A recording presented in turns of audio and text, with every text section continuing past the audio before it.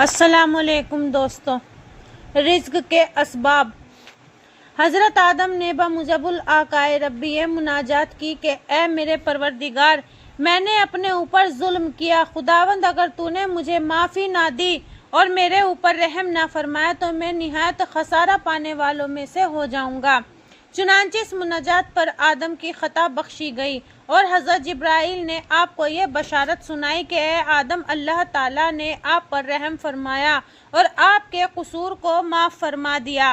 یہ سنتے ہی حضرت آدم کی جان میں جان آئی اور ان کو اب جسمانی حس یعنی بھوک پیاس سردی گرمی معلوم ہونی شروع ہوئی، ورنہ اس سے پہلے سوائے آہ و بکا اور سوائے فریاد و فغاں کے اور کچھ کام نہ تھا۔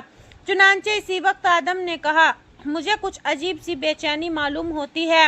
حضرت جبرائیل نے فرمایا، بیان کیجئے۔ آدم علیہ السلام نے کہا کہ ایسا گمان کرتا ہوں کہ میرے گوشت اور پوست میں کچھ چونٹیاں سی چلتی ہیں، جس کو جبرائیل امین نے فرمایا کہ اے آدم، اس کو بھوک کہتے ہیں اور یہ تمہیں بھوک لگ رہی ہے۔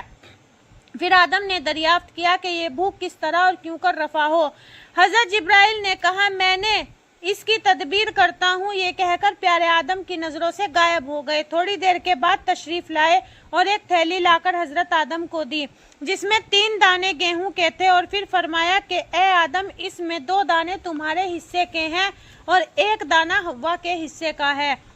چنانچہ اسی حساب سے مرد اور عورت کی میراث ہمیشہ کے لیے تقسیم کی گئی، جسے قرآن مجید میں مولا ارشاد فرماتا ہے، مرد کا دوہرا اور عورت کا اکہرا حصہ، اور یہ اس کا بدلہ ہے کہ حوا نے گیہوں کا 1 دانہ شیطان کے کہنے سے بغیر خاوند کو دکھائے وہیں توڑتے ہی کھا لیا۔ نیز یہ بھی لکھا ہے کہ اس وقت ہر 1 دانہ گندم کا وزن 188 در کا تھا۔ غرض کہ وہ تھیلی حضرت آدم نے اپنے ہاتھ میں لی اور بھوک کی بے چینی میں دریافت کیا کہ اے جبرائیل، کیا میں اپنے حصے کے دانے کھا لوں؟ حضرت جبرائیل نے فرمایا، نہیں، بلکہ انہیں اپنے پاس رکھو، اس سے گونا اطمینان رہے گا، کھانا اس وقت جب حکم الہی ہو۔ یہ کہہ کر جبرائیل علیہ السلام نظروں سے غائب ہو گئے اور تھوڑی دیر میں آدم کے لیے اور کچھ سامان لے کر آئے، جس کی تفصیل عجائب القصص میں اس طرح مرقوم ہے: لال گھاس، لوہا، 1 ہرن، 1 لکڑی دھوکنی، 1 زنبور، 1 دست پناہ اور جراسی آگ کی چنگاری۔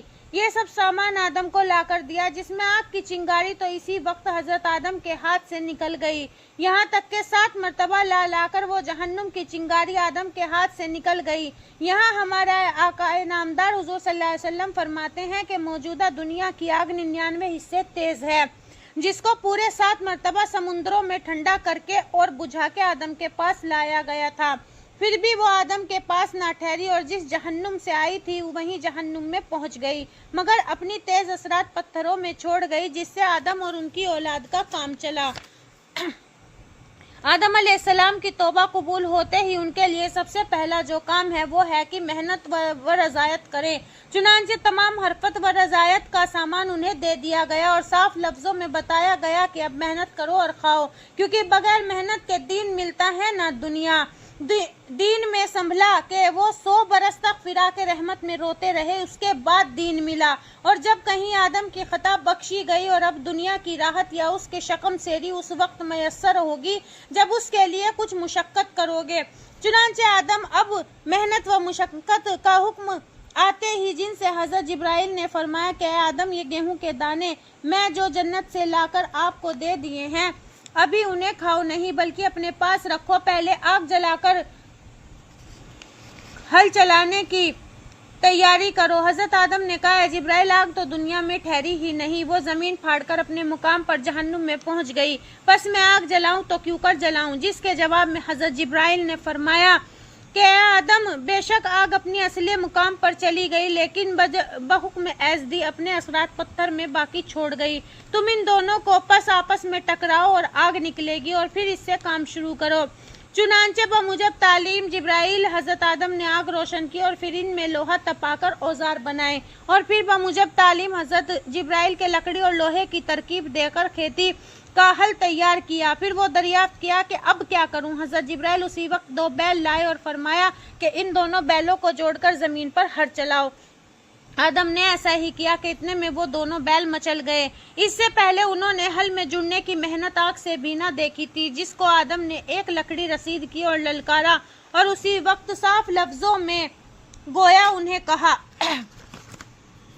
चुनांचे बहुत कुछ तसल्ली व तशक्की देते हुए आदम को होशियार किया और कहा कि अल्लाह ताला फरमाता है कि आदम, एक वो दिन था कि मलाइका तुम्हें सजदा कर रही थी, और आज एक ये दिन है कि गायें बैल उन्हें ताना देते हैं। पस ए आदम, वो एजाज व अतात का नतीजा था और ये जिल्लत या नाफरमानी का नतीजा है। फिर इसके बाद तमाम गायें बैलों की नहीं बल्कि रोए जमीन के तमाम जानवरों की जबान बंद कर दी गई, वरना चौपायों से इंसान हमेशा ताने खाते।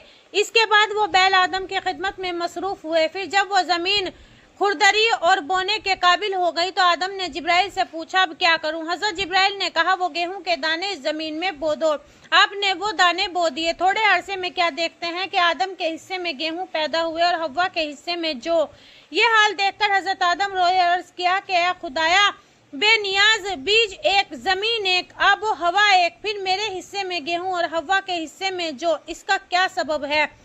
फरमाया, ए आदम, मेरी हुक्म की नाफरमानी पहले हव्वा ने की और वही सबसे पहले गंदुम नुमा और जो फरोश हुई, यानी ये कि थोड़े उसने किए दाने और बताए 3 दाने। पस हमारी बारगाह से अमाल की जजा अफाल के मुआफिक मिला करती है। गर्ज के जब वो गेहूं और जौ की बालें खेत में तैयार हो गई तो आदम ने कहा कि अब मैं इन गेहूं को खा लूं। जिब्राइल अमीन ने आदम को खेत काटने का तरीका बताया। जब आपने हस्ब हिदायत वो गेहूं काटे तो चूंकि भूख के सबब आप बेचैन थे, दरियाफ्त करते हैं कि अब इन्हें खा लूं। जवाब मिला कि नहीं, अभी सब्र करो, अभी इनके खाने में बहुत सी बातें बाकी हैं। आदम ने इन बालों को खुश्क होने दो। जब ये खुश्क हो गई तो उनके कुचलने के लिए औखली बनाई और फिर गेहूं जमा करके उसमें डाला, और फिर बमुजब तालीम जिब्राइल आदम ने लकड़ी की मूसल बनाया और इसको बालों को कूटा, जिनमें से भूस और डंठल निकली, जिनको अलग अलग किया। जब गेहूं साफ होकर निकल आए तो फिर दरियाफ्त किया कि अब क्या करूं? फरमाया, अभी इसके खाने में बहुत काम बाकी है। पहले पत्थर की चक्की बनाओ, फिर उस चक्की में उन्हें पीसो। चुनांचे हजरत आदम ने पत्थर की चक्की बनाई और गेहूं को उसमें पीसा। जब उनका आटा हो गया तो दरियाफ्त किया, क्या मैं इसे फाँक लूं? फरमाया, नहीं बल्कि इसे गूंदो। गर्ज के आदम ने बमुजब तालीम आटा गूंदा और फिर एक गड्ढा खोदा और तंदूर बनाया। जंगल से लकड़ी समेटकर लाए और उनको तंदूर में जलाया और फिर इस गूंदे हुए आटे के टिकिया बनाई और तंदूर में लगाई। जब थोड़ी देर में वो टिकिया पककर तैयार हो गई तो चाहते थे कि खाना शुरू करें कि जिब्राइल अमीन ने मना किया। ए आदम, 3-7 दिन बाकी रह गए हैं, इतने में सूरज गुरूब हो जाएगा और रोजा खोलने का वक्त भी हो जाएगा। यह सुनकर हजरत आदम ने फरमाया, रोजे की कैफियत पूछी कि वो क्या चीज है और इसका बदला क्या मिलेगा? हजरत जिब्राइल ने फरमाया कि रोजे से ये नफा है कि इंसान अल्लाह के लिए भूखा और प्यासा रहे। नीज सवाब और बदला रोजे का यह है कि अल्लाह ताला 3 दौलतें अता फरमाएगा। दूसरे ये कि हमेशा हमेशा के लिए मौला करीम तुमसे राजी हो जाएगा और फिर कभी तुमसे नाराज ना होगा। तीसरी ये कि इस रोजे के सिले में वो तुम्हें जन्नत में इस तरह ले जाएगा कि फिर तुम उससे नहीं निकलोगे। आदम ने यह सुनकर कहा कि जिब्राइल, रोजे का ये सिला और यह अजर सवाब मेरे लिए है या किसी और के लिए भी? जवाब मिला कि रोजे का सवाब सिर्फ तुम्हारे लिए नहीं बल्कि कयामत तक तुम्हारी औलाद में जो कोई भी अमल करेगा उसके लिए है। गर्ज के जब सूरज गुरूब हो चुका और शाम हो गई तो हजरत आदम ने चाहा कि टिकिया खा लें। जिब्राइल ने फरमाया कि अभी नहीं खाओ बल्कि बीवी हव्वा का हिस्सा इसमें से निकाल कर दो, जिस मुकाम पर वो है मैं उन्हें दे आऊं।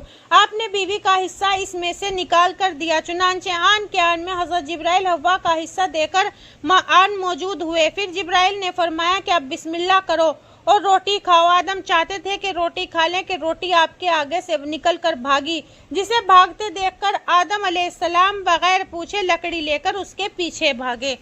बाकी का कल की वीडियो में। वीडियो पसंद आए तो वीडियो को लाइक, शेयर और चैनल को सब्सक्राइब करें और दीन के मुताल्लिक कुछ भी जानना हो तो प्लीज़ कमेंट करें।